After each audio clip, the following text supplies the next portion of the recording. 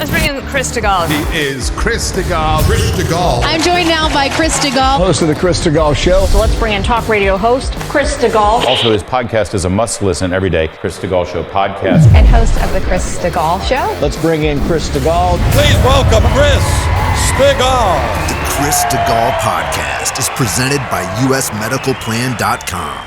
Save big money monthly and get better health coverage at usmedicalplan.com. Well, hey there. Welcome into the Chris Stigall Show podcast. Thanks a lot for downloading this. And if I could be so bold as to ask a quick favor, I don't do this often, but if you have a second, do you mind, if you're an Apple Podcast consumer or you're a Spotify user, could you leave a written review and a 5-star review of this podcast? It helps others learn about it and spread the good word. We're so appreciative. And thanks a lot for choosing this show, as you do each and every day, consistently making this one of the top-performing news commentary podcasts out there in the universe of all there is to choose from these days. And I thank our sponsor now for years, John Ruhlman, who has been basically the principal sponsor of this show and has helped so many of you in this audience, most importantly. The reason I love doing business with John and the team at U.S. Medical Plan is because they really help people in this audience. I'm not just talking about people that I've heard from through email. I'm talking about people in my own life. Colleagues of mine, friends of mine, my own parents. I sent my parents to John and his team when they were looking for supplemental insurance with their Medicare.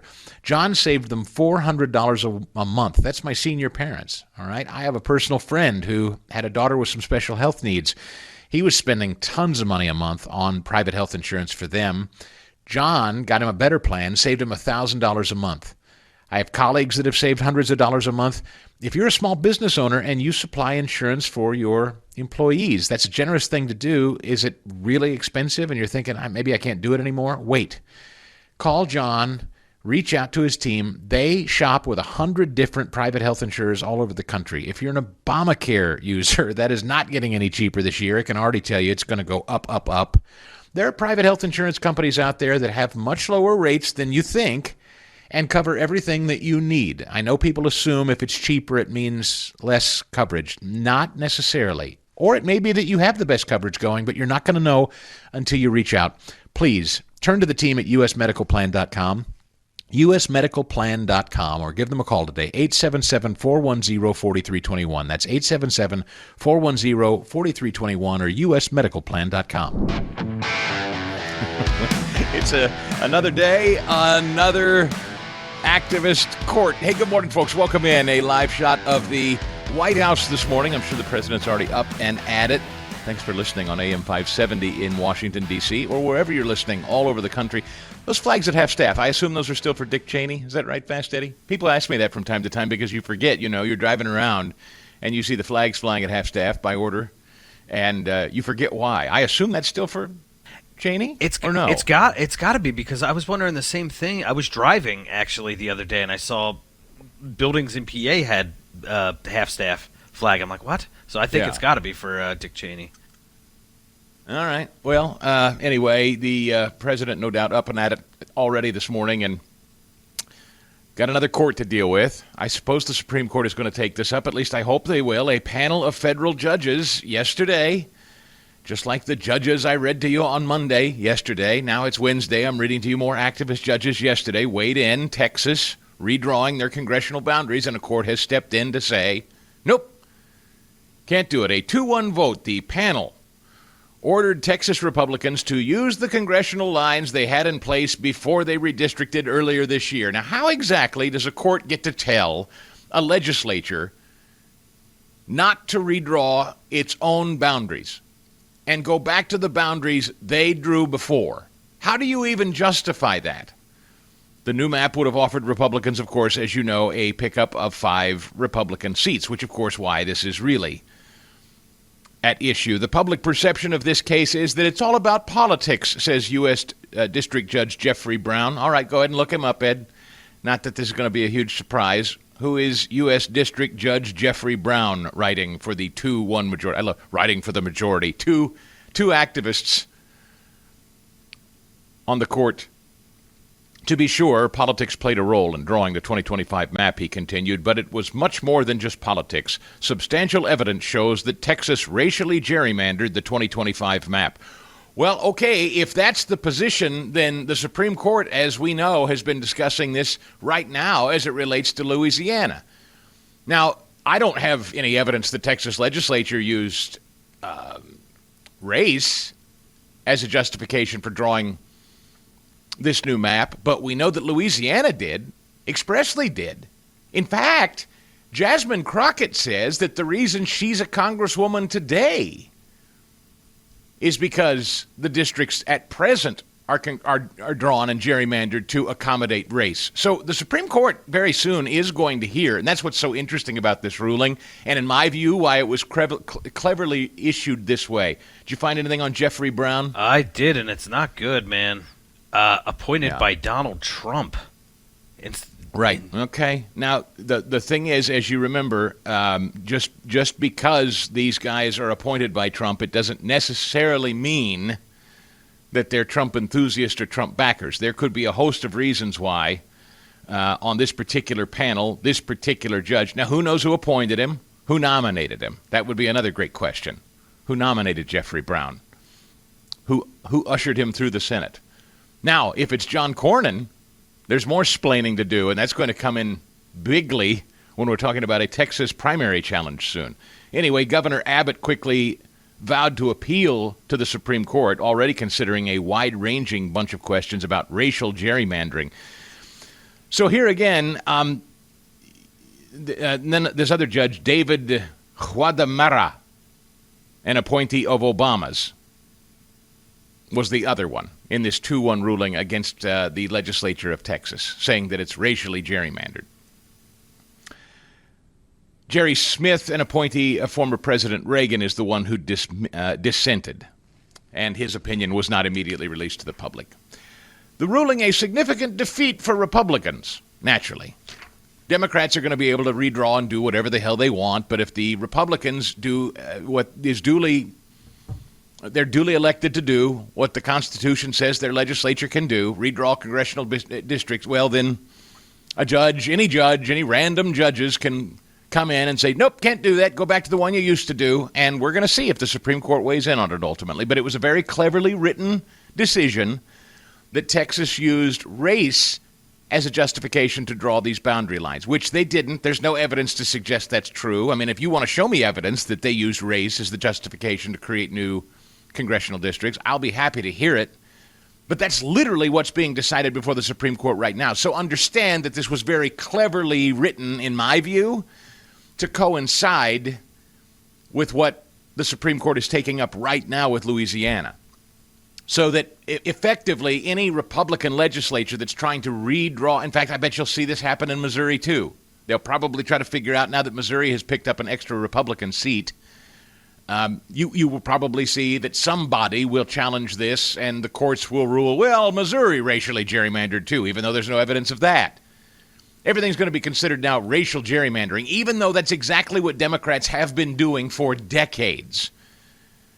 Now it's before the Supreme Court, and you've got this activist 2-panel judge, David Guadamara. I think that's how I'm saying it. And Jeffrey Brown. Any more on Jeffrey Brown, by the way? You say he's a Trump appointee. This seems like another one of those that was slipped through in the first administration where Trump was giving a lot of bad advice by a lot of establishmentarian types. This was probably one of them, we can assume? It could have been Cornyn, man, but he served on the Jeff Brown served on the Texas Supreme Court, where he actually won election until November, or until he was appointed in 2019. Okay. Known in Texas political politics, worked even under Jack Hightower and Greg Abbott as a law clerk. All right. Well, I'll just say, if he's siding with a judge that's been appointed by Obama, I remain dubious. That's all I'm going to say about that. I don't know anything more about it. You people in Texas, I defer to you. Listen, ultimately, this is your fight, Texas. If the point is, bottom line, whatever, I don't care ultimately whether it's a Trump appointee, a Reagan appointee, a Bush appointee, an Obama appointee, a Clinton appointee. If a judge is coming in and telling a legislature they can't draw congressional maps the way they see fit, as they're constitutionally duly elected to do, there better be a damn good reason. And in Louisiana's case, judges said, you redrew these based on race. We don't acknowledge race when we're talking about the representation of people. I heard nothing about the Texas legislature saying they were considering the race of people. In fact, I heard just the opposite. Again, I'm not a Texan, folks, so I can't argue on your behalves, but I will just say that this judge, this two-judge of three panel, has suddenly chosen to take it up with Texas as the problem in their redistricting efforts. But no, never before has a single Democrat legislature who has, I mean, you've seen Illinois' map, right? It looks ridiculous. Even Colbert made fun of it. Democrats have been left alone to rejigger their maps any way they wish and have never been challenged, not one time. Now suddenly, judicial panel's very concerned about the Republican-controlled legislature. It's frustrating, but anyway, that's that, and Abbott's going to take it to the Supreme Court, and it's all going to come down to whether the Supremes ultimately say, yes, legislatures are the sole enforcers of congressional boundaries, but no, they cannot acknowledge racial quotas when they're drawing congressional boundaries. Am I misremembering something, Ed? Can you creatively get me to a place where the Texas legislature said we've got to consider race in redrawing these boundaries? I mean, Jasmine Crockett literally protested because these boundaries have been redrawn and drew her out of a job. So Jasmine Crockett will no longer have a job after this congressional session, and she's mad about it, and she actually said in protest, I represent black people, damn it, and this legislature is purposely drawing me out. And if it weren't for me, all the black people in my district won't be represented. She's the one that made it about race. The Texas legislature, to my memory, and again, I'm happy to be corrected if I'm wrong, to my memory, the Texas legislature said that's not what we do here. We don't consider race in drawing boundaries. We're redrawing these the way we see fit, and it's not going to have anything to do with skin color, which is the appropriate way to handle drawing borders, if my memory serves. Yeah, I thought so too. And wasn't Alabama there a seat there that it was ruled that, like, because they created the seat solely based off of race, that was unconstitutional? Yes. So yes. If Jasmine Crockett's claiming, it's the opposite. Yeah. It's just the opposite. So I mean, I don't know if these two judges are saying that they should have. Basically, by ignoring race, they're considering race. Is that? I don't know. So somebody's going to have. All right, I'll do some more reading on the Judge Brown of the former Texas Supreme Court justice, now on this U.S. District Court, siding with an Obama judge to try to give the Texas legislature trouble and cost 5 Republican seats next year if they get their way. I hate saying this, but so much of this now is going to be on the Supreme Court. And they're going to have to come down on this sooner than later, because now we're talking about an election that's next year. We can't wait around till June of next year for them to decide this stuff. They're going to have to make a decision, and rather quickly, on how these states draw congressional boundaries. And heretofore, this Supreme Court, as we've gone over a number of times, they have been loath to get involved. Lord knows, in all of the years that Pennsylvania chicanery has been covered on this show, the United States Supreme Court has constantly punted and taken a pass and said, hey, it's between you people in Pennsylvania and your judges and your legislature. We're not getting into it. All right, Tom, tell me what's going on down there in Texas. Good morning, my friend. This Judge Brown used to be on your Supreme Court. Is he a nut? What do you know about him? I don't know about Judge Brown specifically, but what I can tell you, here in Houston, the 18th Congressional District was redrawn after Barbara Jordan left the House to keep it as a black seat. And right. Mickey Leland was there. He died. Sheila Jackson Lee was there. He died. And we recently had Mayor Turner. He died. And the seat sits vacant right now until the November elections. And up in Dallas-Fort Worth, and I believe in San Antonio, there are 2 or 3 seats that were specifically drawn for minority purposes. Now, I am certain, and I want you to finish your point, Tom, but I am certain I remember Jasmine Crockett making the point that because she's been drawn out of a job, She is, they are disproportionately screwing black people, was basically her contention, which is considering race, which is your point. Race was expressly considered previously, and this legislature said we're not doing that anymore, is my understanding. Have I got it wrong? I'm telling you it continues today. This 18th Congressional District here in Houston, which is where I live. And believe me, you've seen the maps. They look like an erector set with a big crane and then a bucket. And then down below it's a big, 30 square mile plot just so they can go out and grab whatever, a community of whatever. But the other thing with Mr. Greg Abbott, our governor here, are you aware that yesterday he declared TARE a terrorist organization? The Council of American Islamic Relations. Exactly. Yes, I sir. believe I have that story, actually. Tell me about that. What do you make of it? Well, up in Irving, Texas, and north of Frisco, I believe, which is where probably most people know the Dallas Cowboys have their practice facility. I think it's something in the neighborhood of 4,000 homes they're trying to put in, and they want to have Sharia court.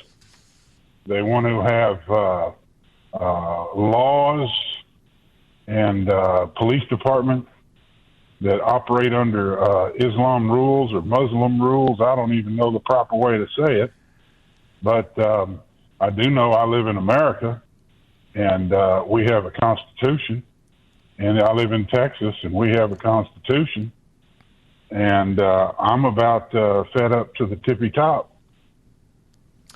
Well, I got to tell you, you share in common I'm glad Governor Abbott is sounding the alarm on that. You are correct to point that out. I have heard about the Islamist development down there. No, I'm not saying Muslim development. I'm saying Islamist. We're talking about Islamic superiority. That's what we're talking about here, not moderate Muslims living the American life. We're talking about, and Tom, thanks for your call on this, we're talking about Islamists who want to, as he said, govern and establish themselves under Sharia law. They do not choose to live under the laws of the United States. This is going on in Dearborn.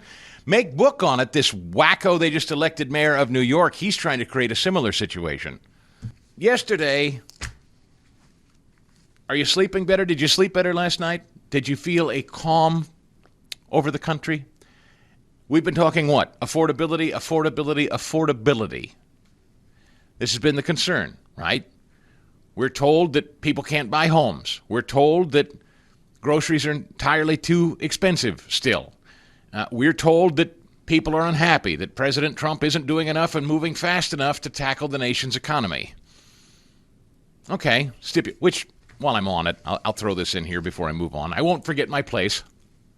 Street tough Scott Bessent, our Treasury Secretary, went out there to say, it's coming, trust me. I know nobody likes to hear be patient, but be patient here, number 69.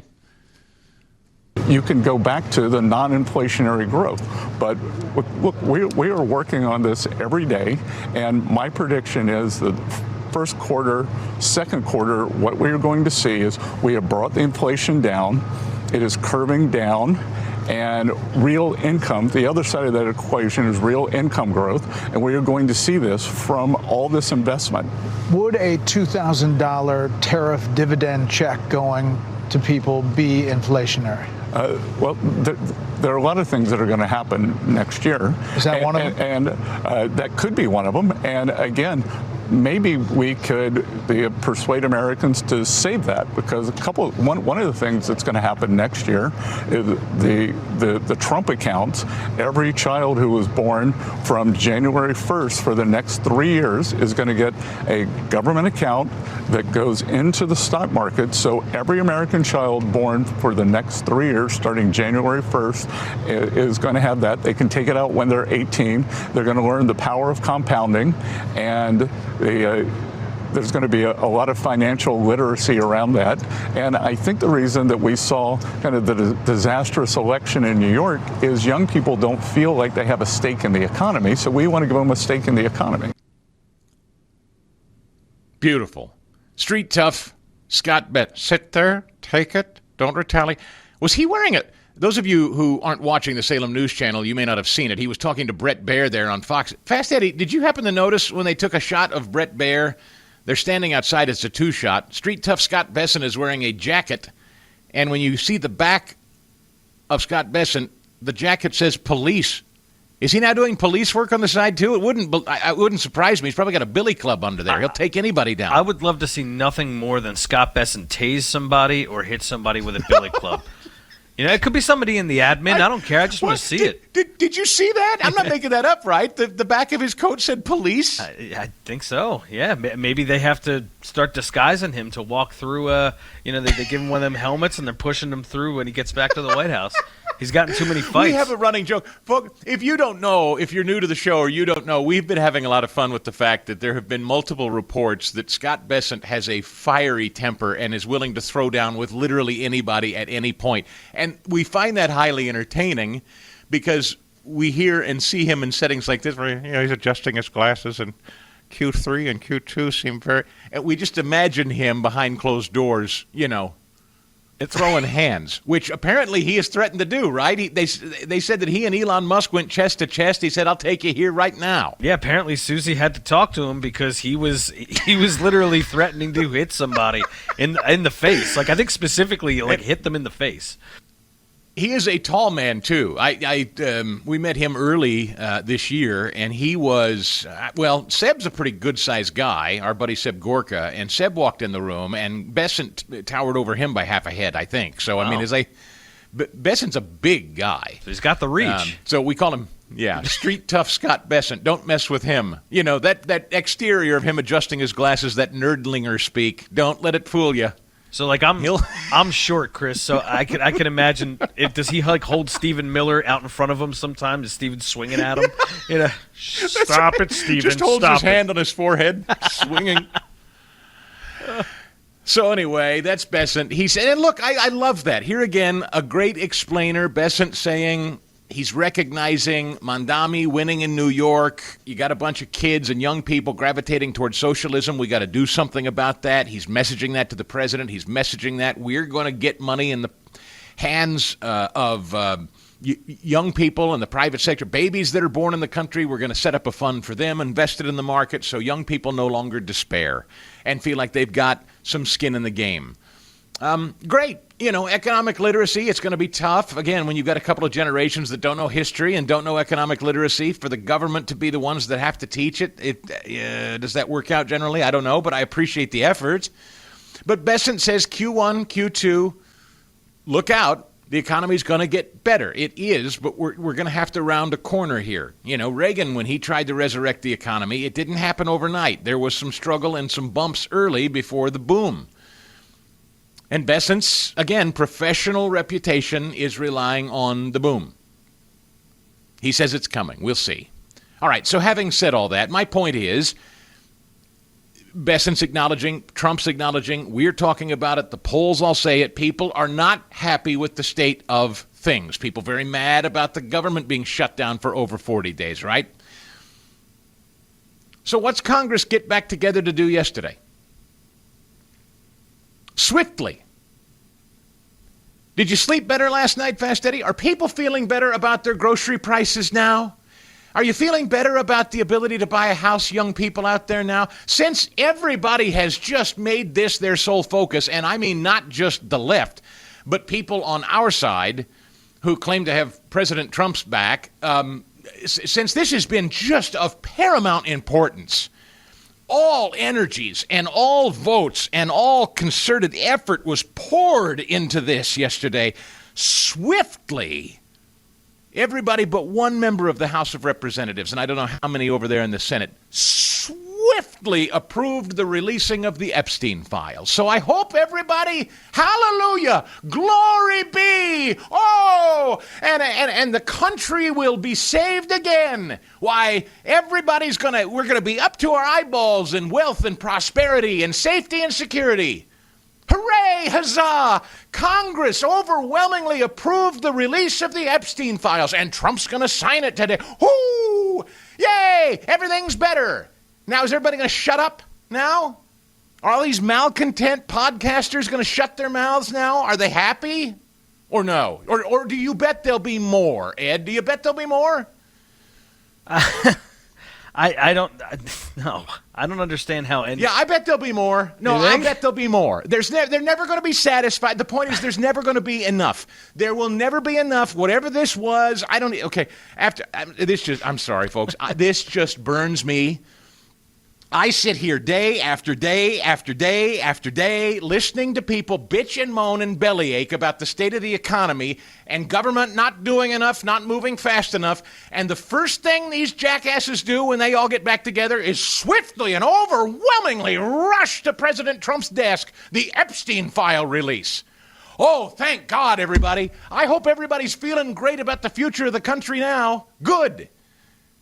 Look. I don't know what's in this thing. I don't know what we're going to learn from this thing. I hope it's a lot. I hope that whatever people think, whatever magic thing is in this, whatever names are in this, whatever justice can be found in this, Thomas Massie, Marjorie Taylor Greene, all these people that have made this their passion and their life's work. Okay, Donald Trump's going to sign it and open it up, and everybody can see it now. And then what, Ed? Then what happens? All right, so he signs the thing and they're released or whatever.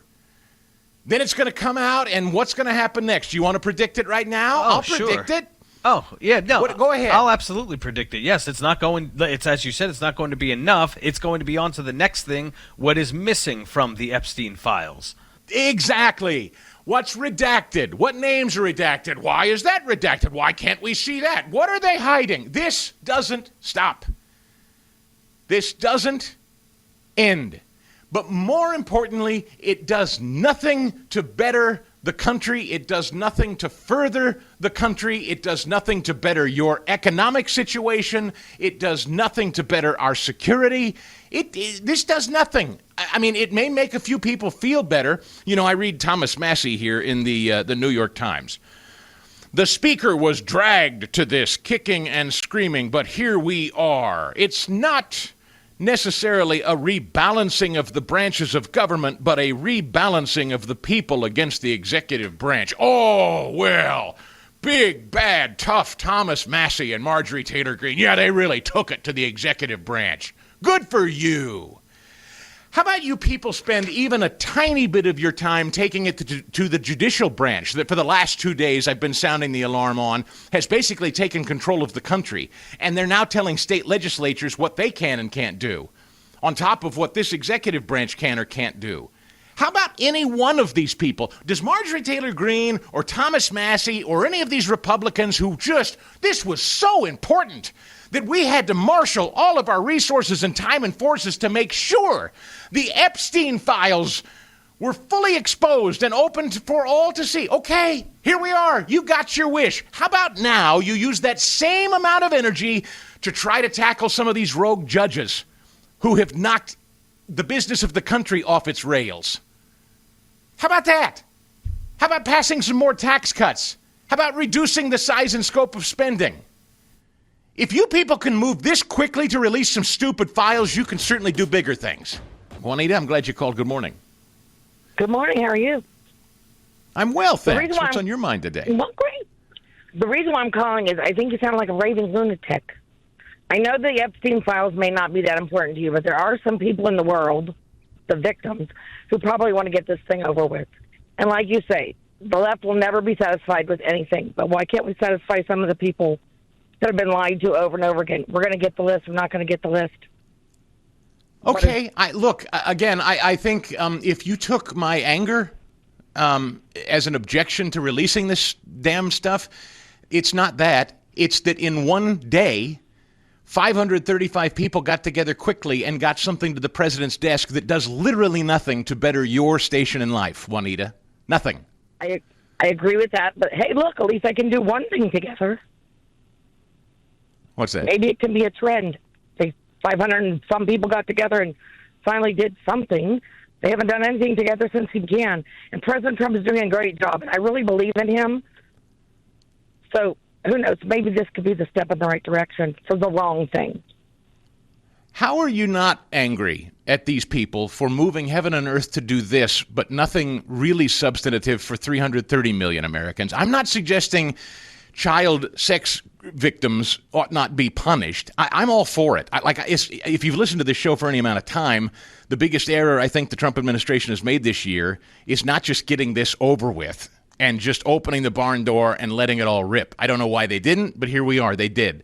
All I have heard all year is how the Trump administration isn't moving fast enough to better everybody's station in life. And this is what Congress managed to achieve this month, quickly, in a day? That doesn't make you a little irked? Well, yes, it does. But these people are all, as we know, mentally ill or demon-possessed. That's all you can say. I don't know. Juanita, I'm glad you called. Thank you. If I sounded like a raving lunatic, I apologize, but I'm pissed. I'm pissed. The Epstein files are not why I get up every day and do this. I understand it is important to a number of people for a host of different reasons, but that's not why I get up every day and do this. Brent's in Los Angeles. Hey, Brent, I got a couple of minutes. Hi, buddy. Yeah, hi, Chris. Hi, Chris. How are you? Doing great. Yeah, I have a question. You mentioned moderate Islam, and I'm not familiar with that. I know a lot of people keep talking about they love moderate Islam. Moderate Muslims. Moderate Muslims. Well, that means not Islam. Islamists are an entirely different matter. But I would say, like the Saudi Crown Prince, for instance, he's a moderate Muslim. They're not Islamists in Saudi Arabia, for instance. Well, but they still back the Muslim Brotherhood, and they funded billions and billions of dollars to Hamas and Hezbollah. Well, I mean, look, yeah. Here's the point. They're not. Women can drive. They're not forcing women to cover themselves head to toe. They're not throwing gays off of bridges. We can nibble around the edges on definitions, but that's my point. More in a minute.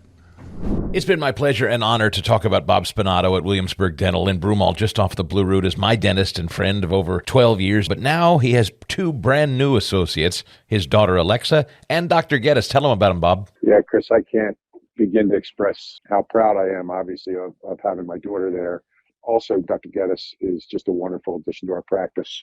He is a classmate of my daughter Alexa's at Temple Dental School, and I have known Jared for about 7 years now. Getting to know Jared over the years, it was my wife Debbie and my daughter Emily who kept telling me, "You have to hire Jared. You have to hire Jared. He's going to be a superstar."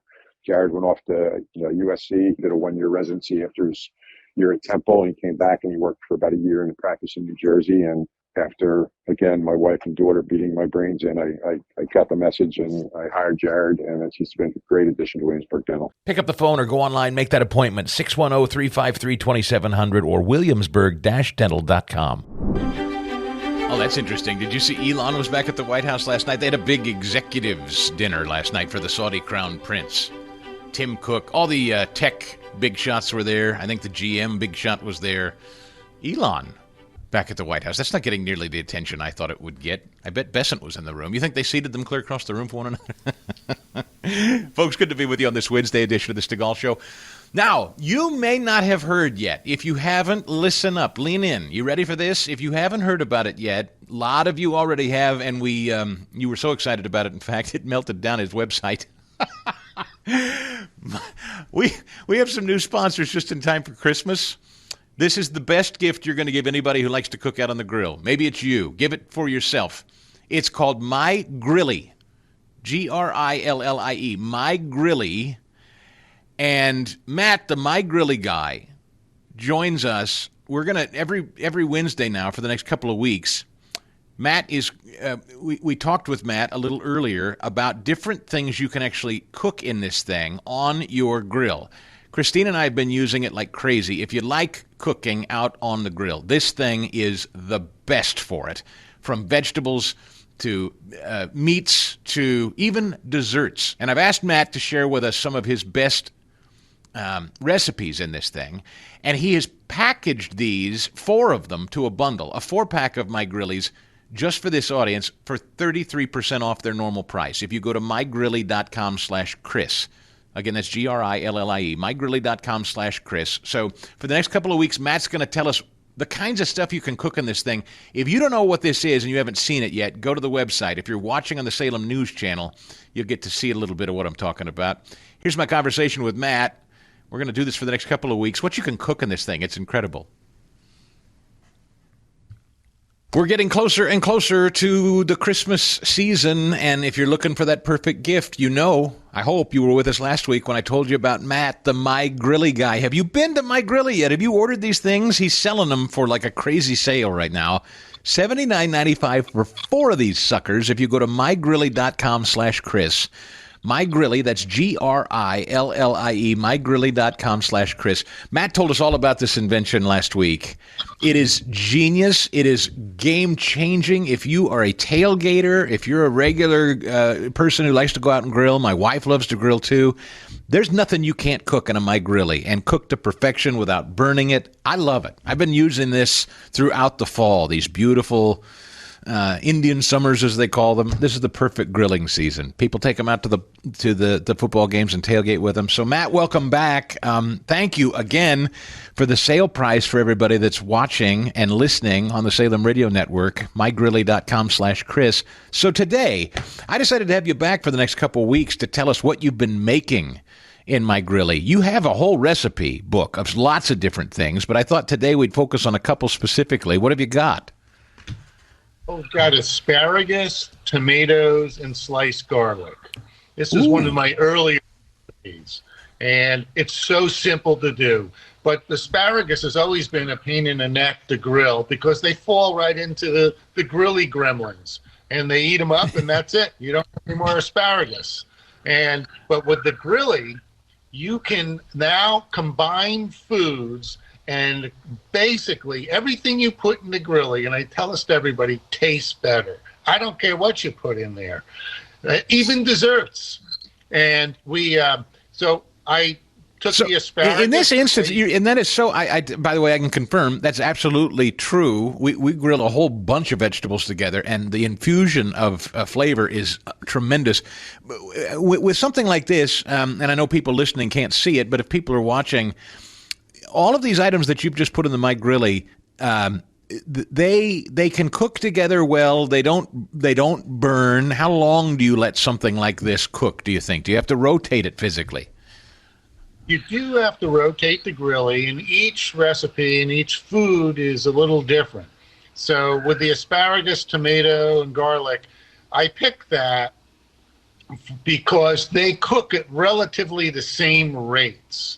And the thickness of the garlic matters. So you cut the garlic to match sort of the time that it takes to cook the garlic and the asparagus, and they cook together, and they finish cooking at the same time, basically. So the thicker the garlic, the longer it cook. And the beauty of these, Matt, is if you have multiples, as people are watching on the Salem News Channel, if you buy yourself like a 4-pack of these, you can cook multiple different things. You can cook meats, vegetables, even, as you said, your dessert. You could do it all at once on multiple grillies on your grill all at one time. That's what I love. You also have for people that like sausages or hot dogs, you've got an Italian hot dog that you can prepare in the My Grilly, right?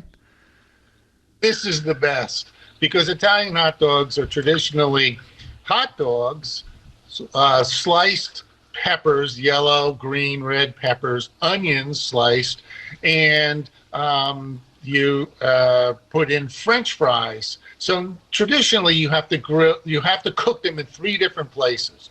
You do your hot dogs, either boil them or grill them. You have to do your French fries. You have to bring them inside. Either you bake them or you deep fry them. Now, the peppers and onions, you saute them.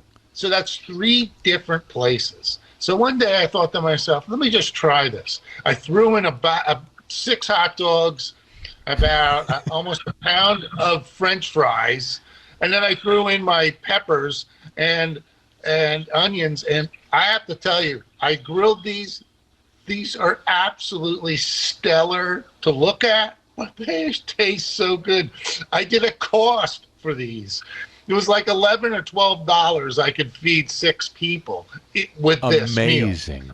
It's beautiful looking. And by the way, I would love to try the fries. I haven't done this yet. I bet the fries taste amazing. Nobody would think to cook fries on a grill, but that's the point of My Grilly. There's stuff you can cook on a grill because of this product you made. Stuff I'd never thought to cook on a grill. That's why we're having you on for the next couple of weeks, is to tell us some other things. Before we're done talking with you in a couple of weeks, I know we're going to talk about a dessert specifically that I can't wait to share. But you have recipes. If people go to mygrilly.com/Chris, mygrilly.com/Chris, $79.95, you can order a 4-pack of them. Order these suckers as gifts. I'm telling you, you're going to blow the mind of everybody who you know and love who likes to grill. But order some for yourself, too. You can order them individually, but this 4-pack is on sale, 33% off right now, $79.95. That's off the original price of $119.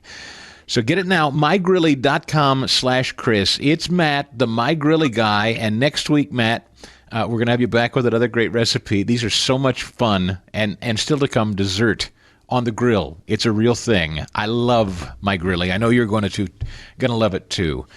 Get one for somebody you love in your life. And Matt, we'll see you next week, my friend. Let's go to Marty, waiting patiently in Pennsylvania this morning on the horn. Marty, I'm glad you called. Good morning. Thanks a lot for waiting. Hi. Hi, good morning, Chris.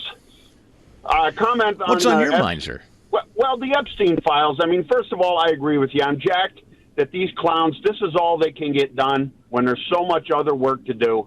But furthermore, I don't think that there's going to be any smoking gun. The only person that I know that's been named by name was Prince Andrew. If anybody else had done anything wrong, I think a victim would have come forward and said XYZ fondled me or did whatever else. You know what I mean? Sure. I just think it's a huge smoke screen and a big waste of time. Yeah, well, I mean, I don't know what we're going to learn. I am certain that whatever comes out of this thing, that President Trump signs it, is this going to get hit off his plate?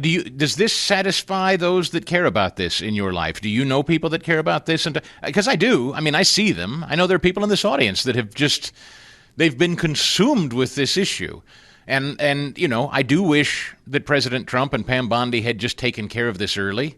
I'm not sure why it was dragged out like it was, but okay, here we are. It's over, I think. I mean, at least to the extent that President Trump can impact it. Will that be enough to satisfy people who have just been obsessed with getting the information? I don't think so.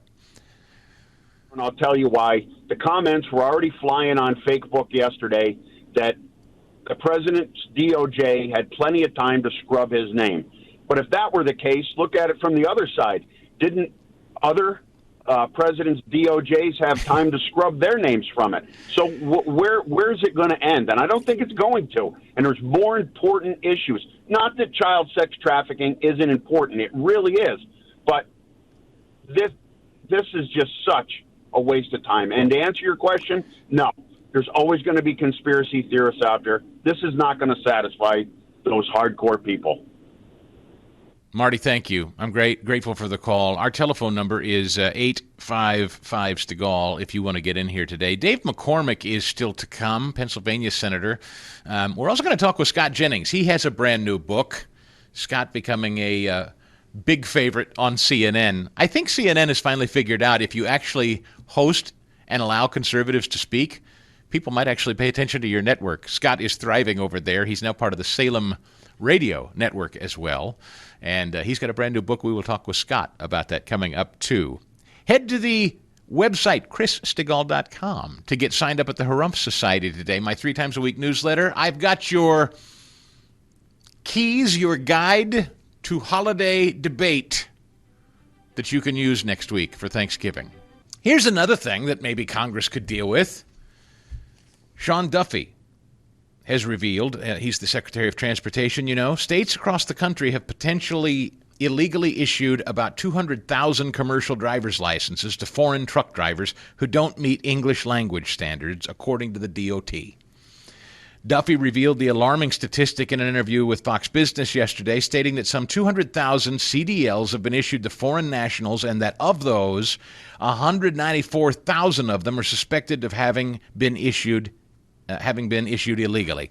So that's just one That's one. How about all the Chinese interests that own land around our military installations? There's another. Ed, do you think that 535 members of Congress could get together and say we probably ought not have non-English speaking foreign nationals driving our trucks and Chinese people buying up Chinese interests tied to the CCP specifically, buying up land around our military installations? Do you think that's something 535 members of Congress could rush through and get to the president's desk? I wish I could tell you yes, but not 535. Think of Tim Walz being like a Chinese asset of some sort. Think of Gavin Newsom welcoming the red China. So I wish I could get I get what you're saying, but no.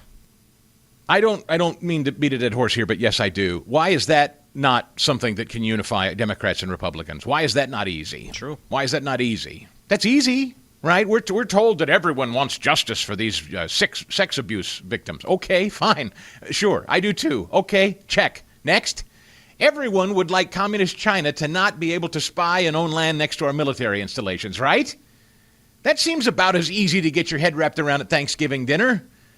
I mean, how about you bring that up next week? Does everyone want justice for child sex abuse victims? Yes, everyone will nod. Okay. How about next? Does everyone agree that CCP interests ought not own land next to military installations? Oh, yes. But somehow we can't get that rushed through Congress, can we? Weird.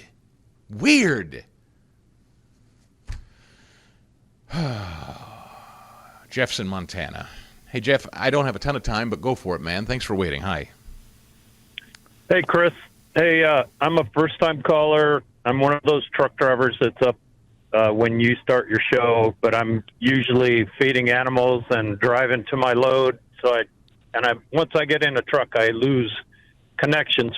But I do want to tell you that I appreciate your testimony and that you're not ashamed to lift up our Savior, but I called today to mention. Jeff, I hate doing this. This is my fault, not yours. But I promise you, if you can give me just a minute, you are first up when I get back. I don't want to rush your point. So if you can give me just a minute more, I'm coming right back to you. I promise. Sit tight.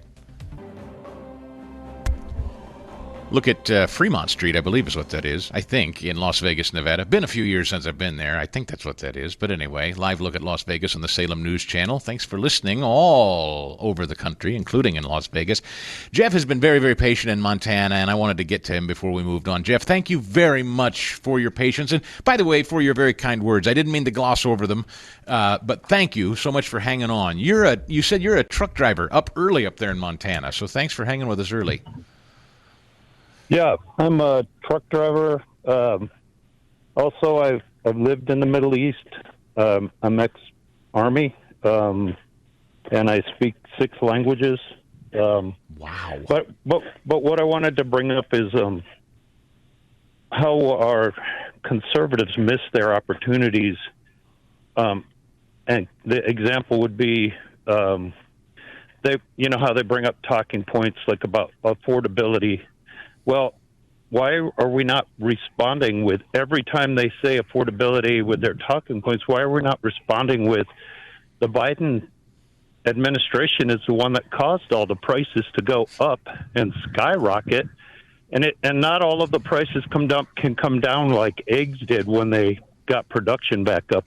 Once a company raises its prices, for a tent or for whatever you're wanting to pick up, they're not going to just drop their prices back down. They're making profit.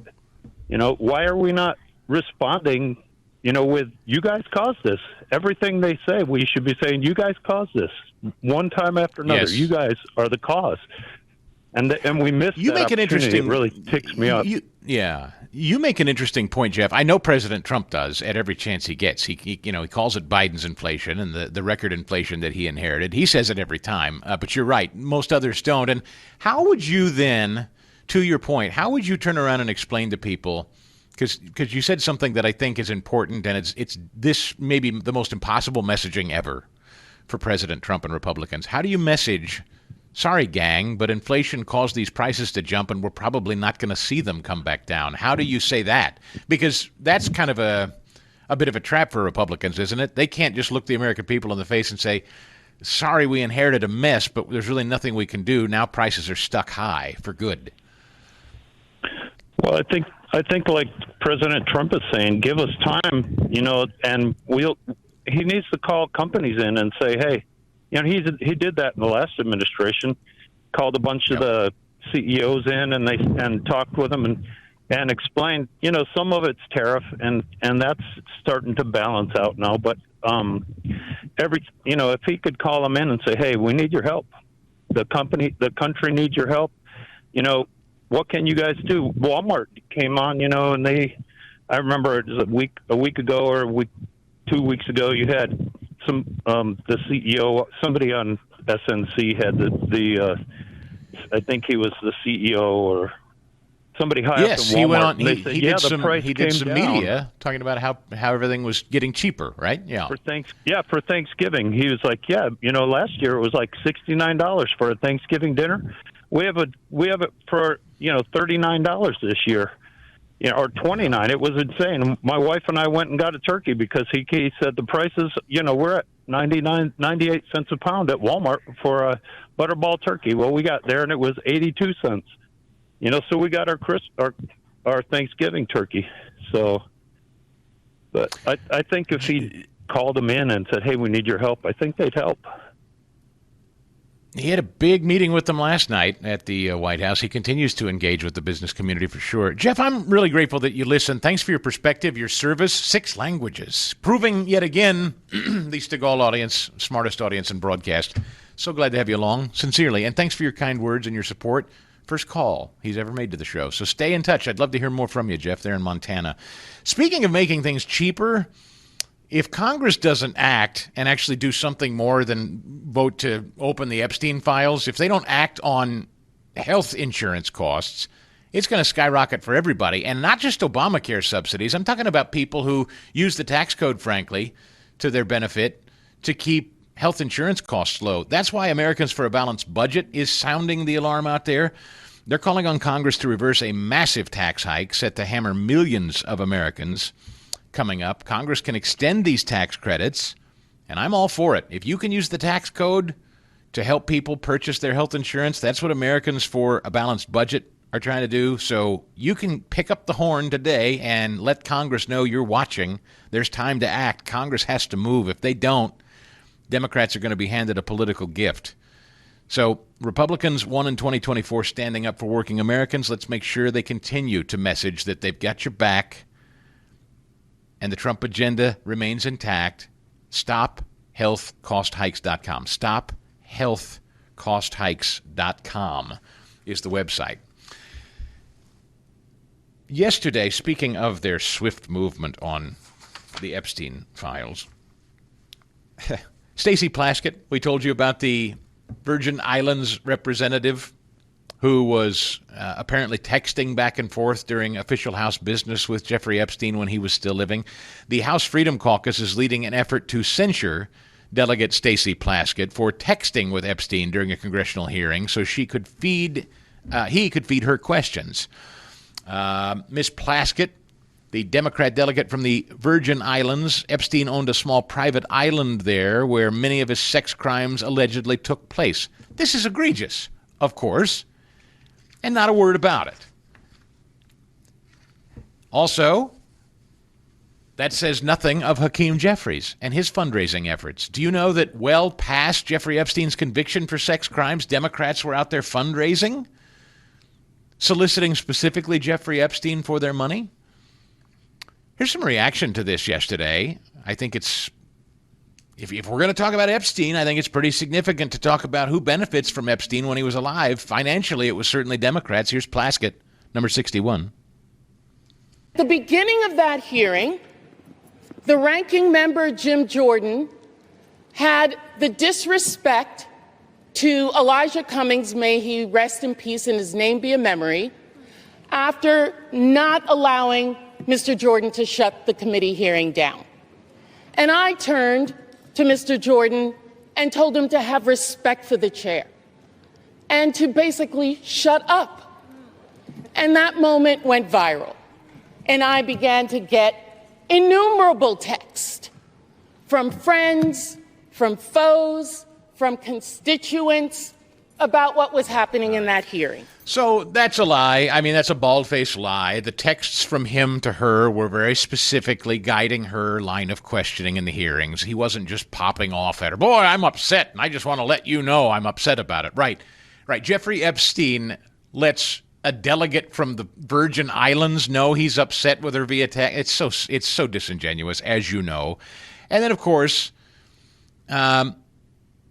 leading fundraising groups for Democrats have been soliciting Epstein for years. This from Just the News. Desperate to tie Donald Trump to disgraced financier and convicted sex offender Jeffrey Epstein, Democrats ignoring their own ties in newly published documents. One email in the more than 20,000 documents obtained by the from the Epstein estate, released publicly by the House Oversight Committee, shows a consulting firm working with Hakeem Jeffries very specifically solicited Jeffrey Epstein for money. Dear Jeffrey, we're thrilled to announce that we're working with Congressman Hakeem Jeffries, one of the rising stars in the New York congressional delegation.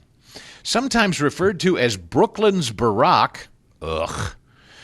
He is a staunch supporter of Barack Obama and a progressive voice for the people of New York City. Jeffrey Epstein was a Democrat, and he supported Democrats. Here's James Comer, number 64. Colleagues' coordination with Epstein.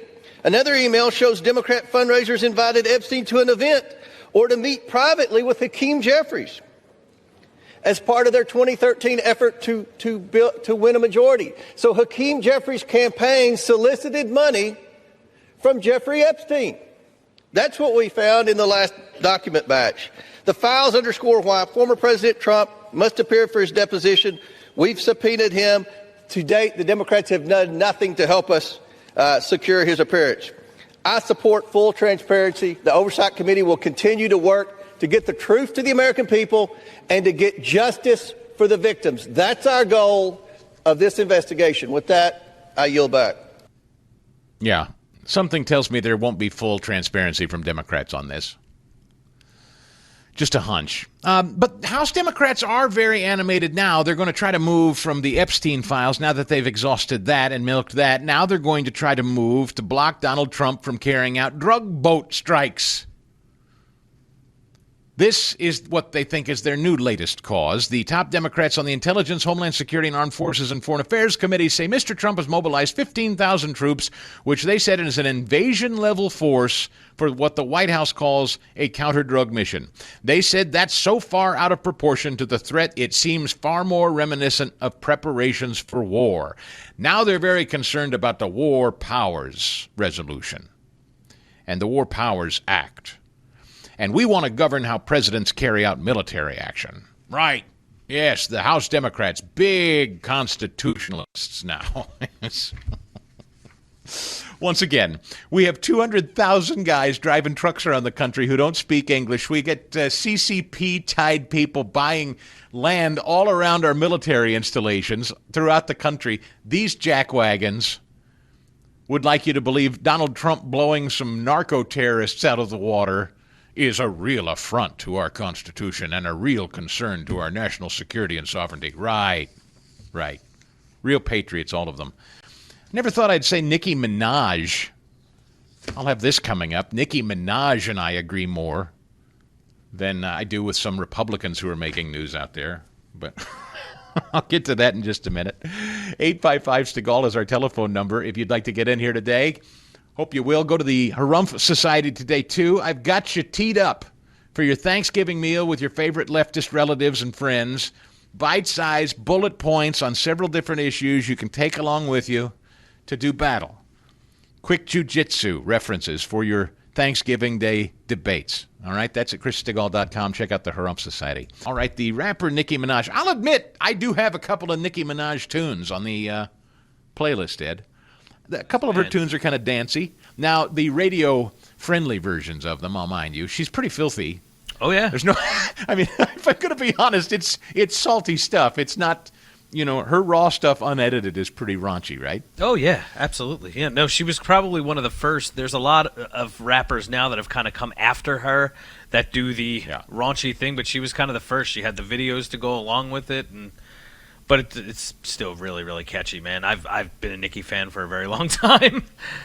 Yeah, it's, again, if you take out the raunchy stuff and just listen, it's got a nice beat. It's easy to dance to.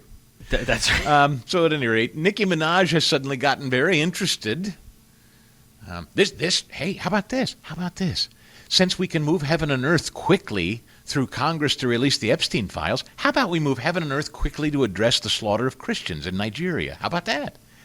I haven't heard a lot of Republicans in Congress talking about that. Has Thomas Massey talked about that? Has Marjorie Taylor Greene talked about that? There's another one I mentioned today. Gosh, I've got a laundry list of issues. Since we're so excited to hurry and get things through Congress, we just did it for Epstein files yesterday. I've got a whole bunch of ideas of things we can hurry and address, maybe. No, it takes Nicki Minaj to address it because the kids in Congress are too busy talking about Epstein and number 58. I would like to thank President Trump for prioritizing this issue and for his leadership on the global stage in calling for urgent action to defend Christians in Nigeria, to combat extremism, and to bring a stop to violence against those who simply want to exercise their natural right to freedom of religion or belief. Pretty sad state of affairs when Nicki Minaj and I align more than a Republican from Kentucky. But there we are. That's today's politics in 2025. She was backing Donald Trump's efforts to quell the ongoing violence against Christians in Nigeria. The White House releasing TikToks with her tracks in them, incidentally, which I thought was pretty clever. In Nigeria, Christians are being targeted, driven from their homes, and killed, she said. Churches have been burned, families have been torn apart, entire communities live in fear constantly simply because of how they pray. Yep, not a word. Oh, but yesterday were they wound up about the Saudi crown prince killing a journalist? Yeah, number 67. Is it appropriate, Mr. President, for your family to be doing business in Saudi Arabia while you're president? Is that a conflict of interest? And Your Royal Highness, the U.S. intelligence concluded that you orchestrated the brutal murder of a journalist. 9/11 families are furious that you are here in the Oval Office. Why should Americans trust you? And the same to you, Mr. President. Now, who are you with? I'm with ABC News, sir. You're with who? ABC News, sir. Fake news. ABC fake news. One of the worst in the business. But I'll answer your question. Thank you. I have nothing to do with the family business. I have left, and when I've devoted 100% of my energy. What my family does is fine. They do business all over. They've done very little with Saudi Arabia, actually. I'm sure they could do a lot. And anything they've done has been very good. That's what we've done. We've built a tremendous business for a long time. I've been very successful. And then he goes on to explain the Saudi crown prince's position, and then he gets involved in this. But my point is this harpy from ABC News jumping up and down about this Washington Post reporter critical of Saudi Arabia, and he was killed by Saudis back in 2018. That's true. That happened. But, Hamas has killed, kidnapped, and stymied many journalists in Gaza. They've said nothing. Rank hypocrisy. Hey, are you ready to drop serious weight before the new year? Yeah, come on. I'm talking about at least up to 20 pounds. I bet you can even lose more than that, but at least 20. PhD Weight Loss is the trick. They've cracked the code with their metabolic reset system. This is a science-backed method that gets your body to burn fat first. It's worked so well for me. I lost over 40 pounds in just 4 months' time. I feel fantastic. This program is so simple, guys. They tell you exactly when to eat. They tell you what to eat. I'm the kind of guy, just tell me what to do. I don't want to think about it. Just tell me what to do. That's what they do. They customize the program to your body's needs and your specific schedule. PhD Weight Loss is the only program that guarantees success and your results. No starving, no endless workouts, no risky drugs. Just a smarter system that resets your metabolism. It shrinks that dangerous belly fat. It keeps the weight off, most importantly, for good. Now, when you call, if you do it today, they're going to waive your consultation fee. You'll get 2 extra weeks totally free, and they'll cover the cost of your food during the program. And just for booking, you're going to get Dr. Ashley Lucas's book, 5 Steps to Reset the Scale. It's quite a deal. But you got to do it quickly because this offer is only good until the end of October. Come on, lose weight with me. Call now. Mention the code New Year. Call 864-644-1900 and mention that code New Year. 864-644-1900 or visit the website myphdweightloss.com. 864-644-1900 or myphdweightloss.com. MyPillow is excited to announce they're having their biggest 3-in-1 sale ever with a limited edition product, a back-in-stock special, and a closeout deal you're not going to find anywhere else. MyPillow bed sheets, only $29.88, any color, any style, and any size, even the king size. Regularly priced at $119.98, now only $29.88. Once they're gone, though, they're gone for good. My towels are finally back in stock, but not for long. Get a 6-piece My Towel set, regularly priced at $69.98, now only $39.98. And for the first time, and the only time, get their limited edition premium My Pillows made with Giza cotton and a designer gusset. Queens starting at $17.98, kings at $19.98. And for a limited time, when you order over $100, you'll receive free shipping plus $100 in free digital gifts. 800-932-5056, promo code Chris, or use that promo code at mypillow.com, promo code Chris. Good to be with you, New York. Looking at you on AM 970, The Answer. Watching you on the Salem News Channel. Hope you've got the app. If you don't, download it. It is free, and you can take it along with you wherever you go. Thanks for subscribing to the podcast. If that's how you catch the show after it's live on hundreds of radio stations all over the country. You know, one of my newest colleagues on the Salem Radio Network, he can't typically join us on the Salem News Channel because he has a TV gig already, but he is one of the greatest acquisitions of the Salem Radio Network in recent history. People were so excited when it was announced this year that Scott Jennings joined the Salem Radio Network. You know him from his work on CNN, and he has a brand new book called A Revolution of Common Sense, How Donald Trump Stormed Washington and Fought for Western Civilization. He happens to do some TV for CNN most of the time. I saw him this morning on CNN, but he was willing, I think because in this capacity he's an author, he can legally, have we gotten all of the proper paperwork signed off on that Scott Jennings can join us visually this morning? We'll see. Scott, good morning. How are you? Good morning, sir. Yes, we won't be going to jail as far as I know for this interview. We won't be going to meeting in jail, which is a good thing. It is. No, I mean, like in full transparency, it is true, and this is the same with Fox or anybody else. Typically, when you guys have regular appearances on networks, it's exclusive to those networks. Everybody understands that. It's like playing for a team, right? Yeah, we have contracts. I'm an exclusive contributor to CNN. They give you what's called a carve-out to do book promotions or other things of this nature. So as you can see over my shoulder, I'm out selling my book. It's called A Revolution of Common Sense. You can walk into a bookstore and order it right now. And because of that, I'm able to talk to you today. Yes, we're colleagues on the radio, but I'm honored to be here on your television program. We met for the first time out there in Los Angeles, a raucous crowd for their town hall event at our affiliate there. And boy, people, I know you've gotten this everywhere you go. I follow you on social media. You're very humble about it, but I know you understand it. You speak with clarity. You speak with good cheer. And I would imagine CNN, they're no dummies. They know that there are probably a lot of conservative eyeballs on them in ways there didn't used to be because they give you a platform to speak, which to their credit has not always been the case, but they seem to really enjoy your work there. Yeah, it's been really smart, and I think CNN does deserve credit for doing a debating show. You know, I'm most often on the 10 o'clock Eastern show with Abby Phillip, and it's a debating show. You know, we sit around a round table, we kick around the issues of the day, but it gives me a chance to tell CNN and my colleagues and our viewers what half or more than half or 90% of the country thinks about, you know, some of these big issues. I think cable TV is pretty boring when it's just six people sitting around agreeing with each other or, congratulating each other on their increasing levels of smugness. I think a little debate and a little friction and a little back and forth is content that people want. It's working for us. So CNN is smart to do it. The brand new book, A Revolution of Common Sense. You just visited the White House, I saw, and President Trump autographed a copy of the book, gave it his full endorsement. That's always cool. Yeah, it was great. I went over there Monday night. I met with him in February about doing the book, and I said, if I move quickly, I'll deliver it by the end of the year. And so we have done that. And I signed a copy for him, and he signed a copy for me.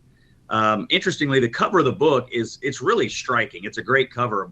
When I was writing it, I thought, what should I put on the cover? So I sent him a message and said, what picture do you think is best emblematic of your first 100 days in office? And that is the picture that came back. So Donald Trump picked the picture for the cover of the book. And then on the back, there's a picture of the president and me meeting aboard Air Force One on his 100th day in office. So I got a real up-close view of how he runs the country. I tell you, I don't know who was running the country the previous 4 years, but I know who's running the country now, and it's that man right there, Donald Trump. Fought for Western civilization. This is something I admire about you a lot. You have not moved even a little bit off of what you believe is the important work he's doing by way of the Abraham Accords, the peace that he's trying to strike in Gaza, bombing Iran's nuclear sites. You haven't moved off that, and quite frankly, there's a movement inside, whatever you want to call it, conservatism, populism, MAGA-ism, America First-ism, whatever. That's become a real bone of contention. You've not moved off of it. Not at all. In fact, I think Donald Trump has been a beacon of moral clarity on these issues in the Middle East. He can tell the good guys from the bad guys, and he knows when it's right to engage strategically. Israel was fighting radical Islamic terrorists after October the 7th. They're fighting Iran, they're fighting Hezbollah, they're fighting the Houthi rebels.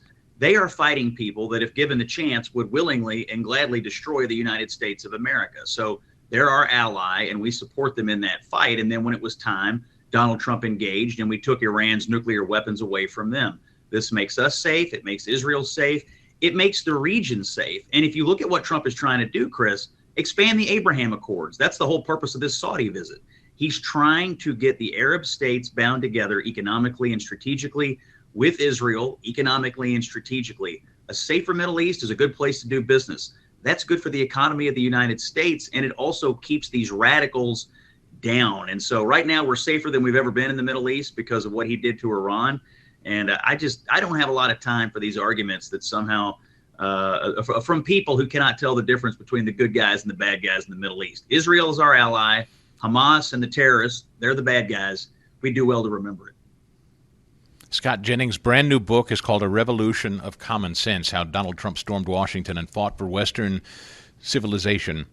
I've been a little persnickety today, Scott, not because I think that we shouldn't have full disclosure of everything related to Epstein. I do, fine, whatever. It just frosts me that the House and Senate can move lightning quick and get something like that done when there is, I've got stacks of stories in front of me of the things that we could be and should be addressing, and you would like to see Congress move with that same severity. You know what I mean? Yeah. Hey, how about the fact that your health insurance premiums and deductibles are so outrageous that it doesn't even feel like you have insurance at all because we live under this failed regime called Obamacare? I mean, Democrats have been so hot to trot to do something on Epstein, but they're not as interested in fixing this law that they put upon the American people that has completely destroyed American health care. I mean, they only care about things as long as they believe those things will hurt Donald Trump. Now, interestingly, on this Epstein story, I don't think they ever thought the Republicans would do it. And now what have we found out? Trump actually got rid of Epstein, but Democrats continued to cozy up to him even after he was a convicted sex trafficker. I mean, you had him programming members of Congress. You had Larry Summers, who, by the way, has had to resign from something else this morning. He was soliciting dating advice from Jeffrey Epstein. I mean, Hakeem Jeffries was trying to fundraise with Jeffrey Epstein. You go on and on and on and on. It's Democrats who stuck with Epstein. It's Trump who got rid of him. This may blow up in their face. Scott, the White House, as I understand it today, I was just seeing some Fox reporting this morning, they are now kind of leaning into the reporting from Miranda Devine and others that the FBI, even still today under Kash Patel, maybe not as forthcoming with the details surrounding Crooks, the attempted assassin of Donald Trump's and Butler. How do you read that story? I mean, the reporting does seem credible. There's more to know than maybe what the FBI is saying. I'm holding out the possibility that they know things they can't say because of the investigation. I mean, I'm just not one of these guys that's prepared to turn on Kash and Dan Bongino all of a sudden as though they're deep state guys. But that seems to be, again, the trend amongst some on our side. So tell me how you read it. So I'm very troubled by the details or some of the reporting that we've seen. And I think Miranda Devine is a great reporter. So that's number one. Number two, now that this is starting to trickle out, I do think we need a full accounting of what happened in Butler, not just on the security side. How in the world could someone climb up there and get that close to killing the president? But on the motivation side, I mean, it just never seemed right to me that somebody would do this for no reason at all. And given what we know about the shooter of Charlie Kirk, given what we know about the attack on the school in Minneapolis, given what we know about what happened to the Christian school in Nashville, it does seem we have an epidemic of violence among people who have certain proclivities in this country. If it is true about this shooter in Pennsylvania, the American people need to know it. But it strikes me that this guy tried to kill the president of the United States, and we don't know anything about why or who he was or where he came from. That do you think it a cover up though, Scott? May I just press on that? Do you think? I mean, what do you think Cash and people like Dan Bongino are up to if they're not fully disclosing this stuff? I don't know, but I trust them. I know Dan Bongino a little. We've communicated a little bit, and I do trust him. And look, I think if they had something that they could tell us, they would. I also think that it's better to tell people things when you know the full story, like, what are we dealing with here? What's real and what's not real? I think it would be terrible, frankly, if they were to publicize information that turned out later to not be true. That's what Democrats do. They publicize information to help themselves politically. Republicans typically publicize information that's true. And so that's what I want our government to do. Figure out ironclad what's true and then tell us the truth about that and not hold back. I think that's the best course of action. This book is a must-read. It's called A Revolution of Common Sense, How Donald Trump Stormed Washington and Fought for Western Civilization. Thrilled and proud to call him a colleague on the radio, on the Salem Radio Network, every day at 2 p.m. Eastern on great radio stations all over the country. And you can catch him on CNN visually, except this morning when he's actually here to promote a book. So we're legally safe. Scott, great to see you, my friend. Happy Thanksgiving. Chris, you were out in L.A. the other day, and thanks for having me on. President Trump got the UN Security Council, of all things, to adopt his peace plan for Gaza. This was huge news yesterday. The United Nations Security Council, I guess actually as of Monday, approved President Trump's peace plan for Gaza, which was a major breakthrough, providing a legal UN mandate for the administration's vision of how to move past the ceasefire and rebuild war-ravaged Gaza Strip after a 2-year war. This was a major victory for Donald Trump specifically. He asked that there be a consortium of countries involved in governing Gaza and monitoring and policing Gaza, which is awesome. That's absolutely got to happen. I imagine that probably came up yesterday with the Saudi Crown Prince in discussion. Who are the entities that are going to govern and watch over and police Gaza? It can't be Hamas. And the Palestinians there continue to empower or allow Hamas to run roughshod over the rest of them as a population. And so I do hope some more moderate Arab and Muslim nations come together as a group to govern Gaza as they rebuild. President Trump releasing this on social media. Congratulations to the world on the incredible vote of the UN Security Council just moments ago, acknowledging and endorsing the Board of Peace, which will be chaired by me and include the most powerful and respected leaders throughout the world. This will go down as one of the biggest approvals in the history of the United Nations, will lead to further peace all over the world, and is a moment of true historic proportion. Thank you to the United Nations and to all the countries of the UN Security Council, China, Russia, France, the UK, Algeria, Denmark, Greece, Ghana, South Korea, Pakistan, Panama, Sierra Leone, Slovenia, and Somalia. And thank you to those countries that weren't on this committee, but strongly backed the effort, including Qatar, Egypt, the United Arab Emirates, and the Kingdom of Saudi Arabia, Indonesia, Turkey, and Jordan. The members of the board and many more exciting announcements will be made in the coming weeks. That's huge. Meanwhile, as a caller mentioned earlier in the show, Greg Abbott has designated the Muslim Brotherhood and CARE as a foreign terrorist organization. There are protests breaking out in Dearborn as Islamists are clashing with a guy trying to burn a Quran. They don't like that, Islamists, when you burn their Quran. They don't look at it as free speech the way those of us who tolerate people burning Bibles do. It is always a pleasure when he can make time for us. He is Pennsylvania's junior senator and one of my favorites, as a matter of fact, because he actually does make time for us. Now that the government's back and open for business again, some of his priorities, he always likes to stop and make some time for us. Pennsylvania Senator Dave McCormick. Senator, good to see you again. Welcome in. Hey, good morning, Chris. How are you? I'm well, thank you. And I guess you're probably happy to get back about the business of the people again. I know that's something you'd wanted to do for a while. Must feel good. What's happening on Capitol Hill? Listen, of all the dumb things I've seen since I came to Washington, this is the dumbest. Having been a business guy for 25 years, this was a complete disaster of a decision by the Democrats to shut down the government. We were asking for a clean continuing resolution. This is standard fare, as you know, Chris. Republicans had voted for this many times under Biden, their own budget, and they tried to hold the government hostage and hurt working people, federal employees and people on SNAP and so forth in Pennsylvania, 2 million SNAP recipients, all to make a political point. To try to use it as negotiating leverage on the subsidies for Obamacare from COVID, which we can talk about.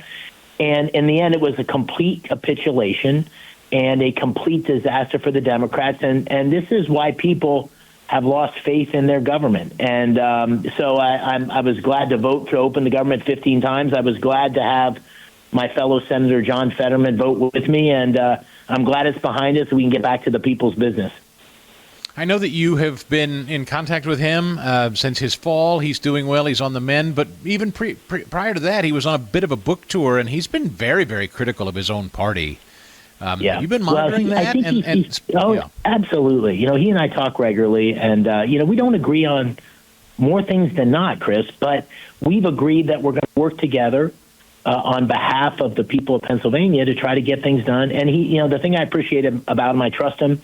He's forthright. He's honest. He speaks his mind. He's authentic. And, I think I was probably the first person he called from the hospital. And he said, listen, I'm fine. The pacemaker had a little bit of a misfire. So I got faint and fell. And he said, I smashed up my face, 24 stitches. And I said to him, shameless. I mean, you'll do anything to sell books, Fetterman. So he's back in the game, and I'm glad he's okay.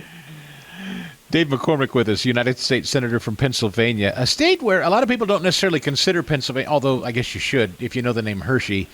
You know it as chocolate, of course, but Asher's chocolate, I would be hard-pressed to forget that the good people in southeastern Pennsylvania make something called Asher's chocolate. A lot of people don't know about, but we love it, and they're great people and a great family.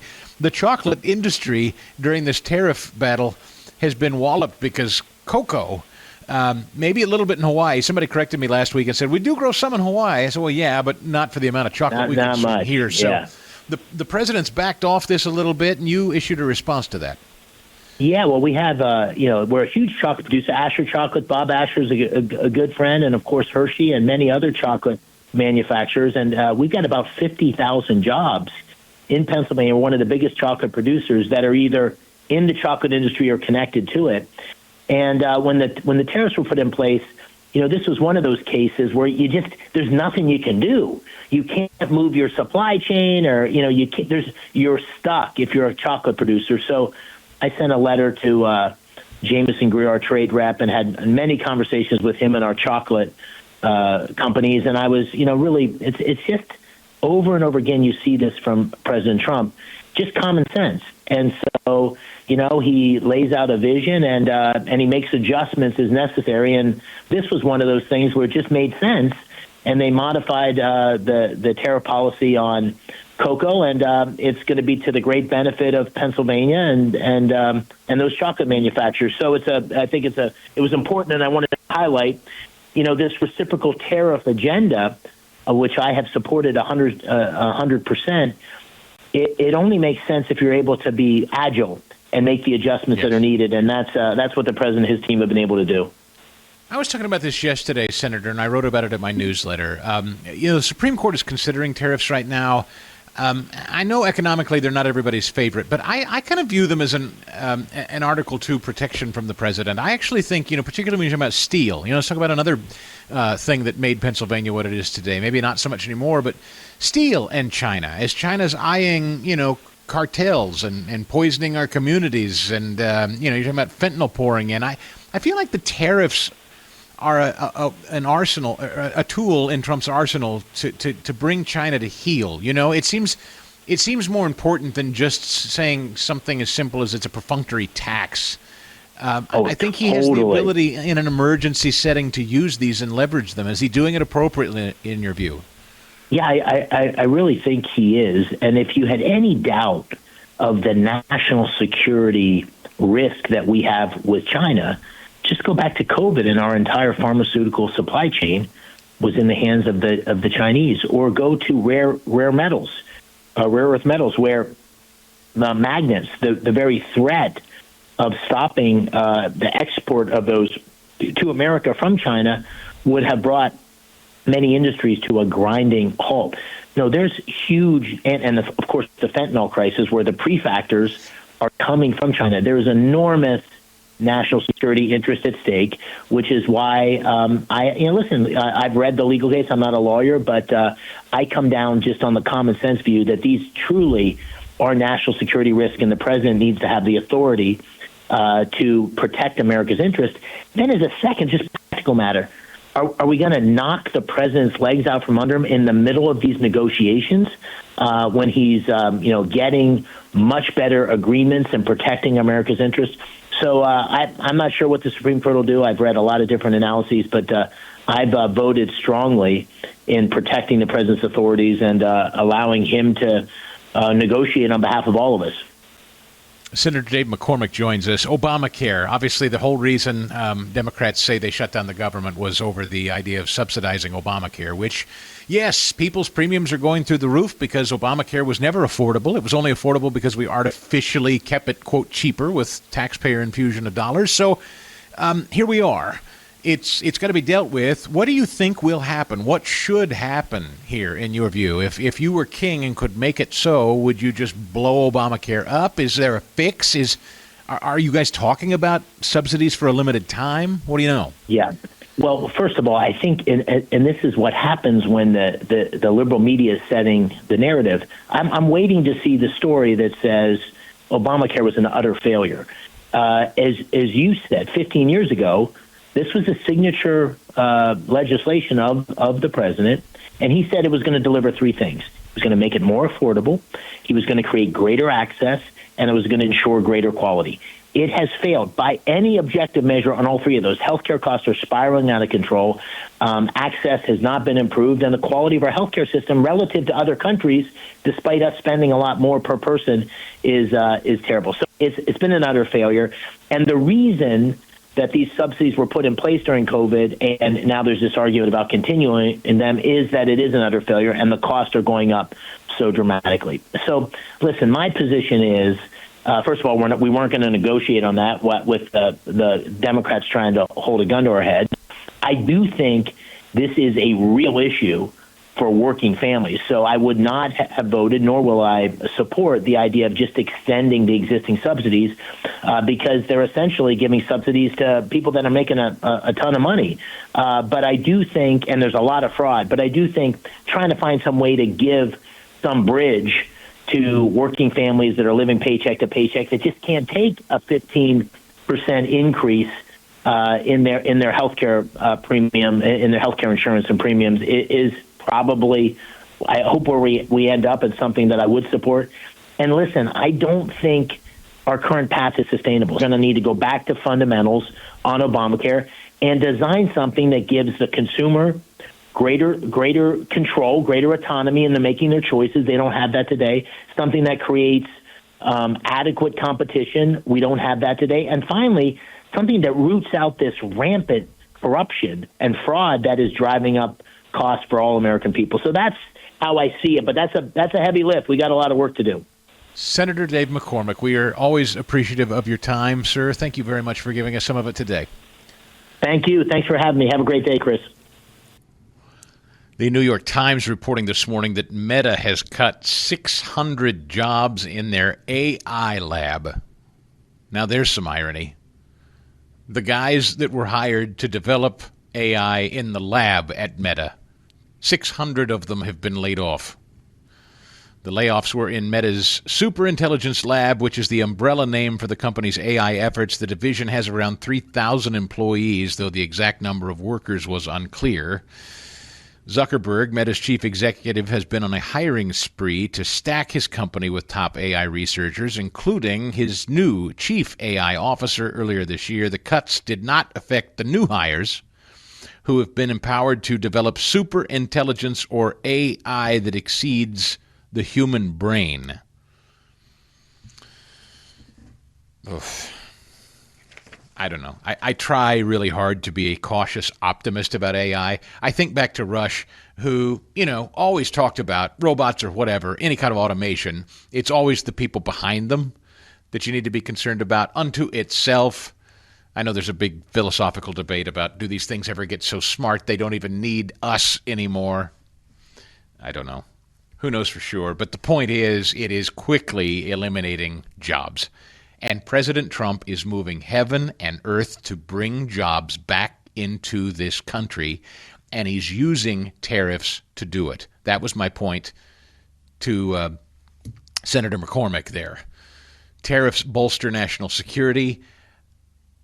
They revive American jobs. They shield workers from this looming threat to erase millions more jobs than what I just reported.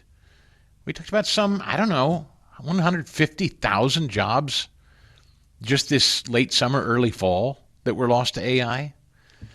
It's staggering. I mean, it's really Trump's tariff battle is the most important tool in this fight, and the Supreme Court is holding all the cards as to whether or not he's going to be allowed to continue it. We will watch that one very, very closely. Interesting survey out from the Washington Times. It was a poll taken by the New York Times, and the Washington Times is reporting on it. Apparently, the New York Times went out and started surveying illegals, because why wouldn't you? Taking a opinion poll amongst illegals in the country, and they're shocked to find out that even amongst people in the country who are immigrants. Now, again, they kind of changed the definition. They say in the headline illegal immigrants, and then they start saying immigrants later. I don't know which they mean. They say the poll found that immigrants strongly support Mr. Trump's border security efforts. Now, do they mean illegal or legal immigrants there? Either way, the point is, we're told that people who immigrate to this country are just living in perpetual terror. Not true. Even the New York Times had to admit that most people who immigrated here like what Trump is doing at the border. A surprisingly strong 42% support his effort to deport illegals. Okay, so this must be the totality of immigrants that they surveyed here. And how about this? You ready? A strong 78% of immigrants said the United States has treated them and their family fairly. Oh, so almost 80% of people that immigrated here say they have been treated by the United States and their family has been treated by the United States fairly. So as it turns out, non-American citizens, people that have immigrated here and become immigrants, become citizens, are naturalized citizens, it turns out they don't hate the country. They're actually glad to be here, and they like President Trump enforcing rules to make sure that if you're coming here, it's legally. That's not news to me. It seems to be news to a lot of other people. But you do any amount of talking to people who have immigrated here legally, and they will tell you that that's exactly how they feel. They worked hard. They spent a lot of money to become legal citizens of this country. They resent that people can break in and enjoy the benefits and the prosperity of this country that they paid out the nose to enjoy. Also got a neat email from Keith today. He had an idea. He said, please tell the White House and President Trump to now wash his hands of answering any future questions about Jeffrey Epstein. Tell everyone now that he is fully focused on the economy. Furthermore, he should reach out to Marjorie Taylor Greene and Thomas Massie and make them now that it's passed the Congress and headed to his desk and he's going to sign it and we're going to release all the Epstein files, now make Marjorie Taylor Greene and Thomas Massie the spokespeople on the issue. And every time anyone asks anything about Epstein, make Massie and Marjorie Taylor Greene the point people. Make them the Epstein czars. I love that idea. To people in the White House listening, I think that's exactly what you do. I signed it. We released the whole thing. Talk to Marjorie and Massie. They're hot on it. Let them handle it.